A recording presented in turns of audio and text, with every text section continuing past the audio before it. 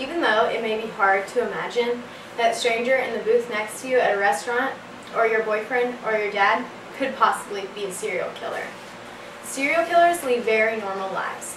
Many of them go undetected for many, many years. Some never get caught. In the U.S. alone, there has been around 500 serial killers recorded. I can't even imagine how many victims. I became interested in the subject when my mother shared with me that she once lived next to a serial killer before he was caught. I will be going over two infamous serial killers, Ted Bundy and the BTK killer, Dennis Rader, and also Anthony LaRue, the man my mom lived next to. In addition to that, I will explain the characteristics that many serial killers share.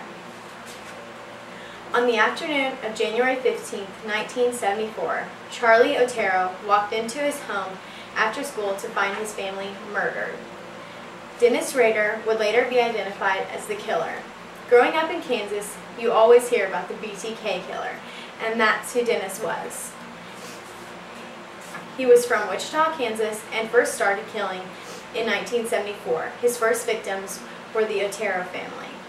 After being caught, he admitted to killing 10 people, and according to TrueTV.com, he was sentenced in 2005 to life in prison and had to pay restitution to all the victims' families.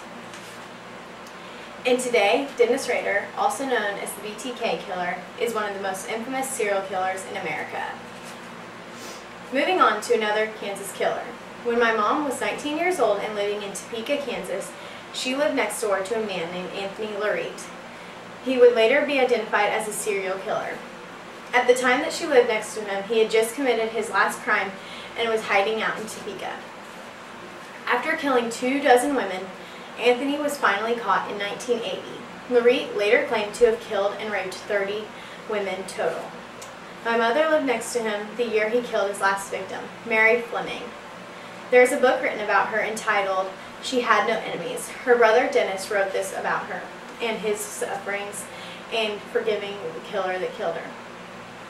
On his blog spot, End Violence Against Women, you can read many excerpts from it.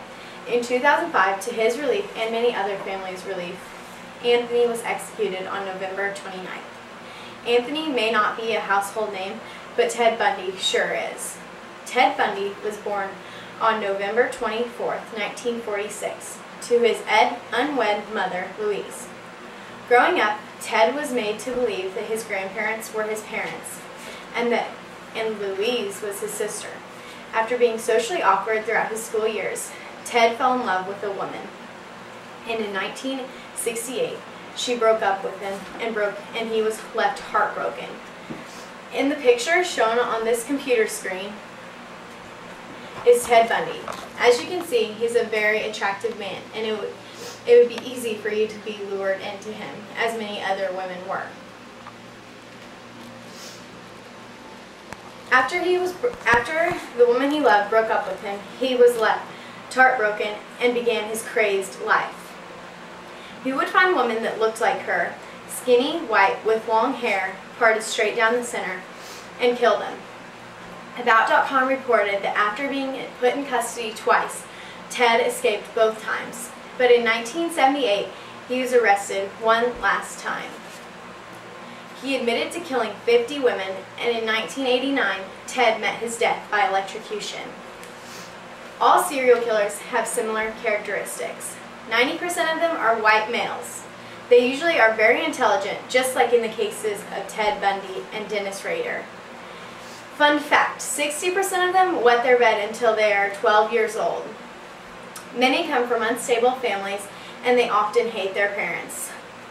Most of them are victims of abuse, sexually, physically, or emotionally. Some of their abusers could possibly or are family members or strangers, but most of the time family members. CarpeNoctem.com is where I got most of my facts, and they have many more facts on this website. In closing, I hope that you now know about a few infamous serial killers and their characteristics. And just remember that a serial killer might not be someone you don't know, but could possibly be a familiar face. we went over today.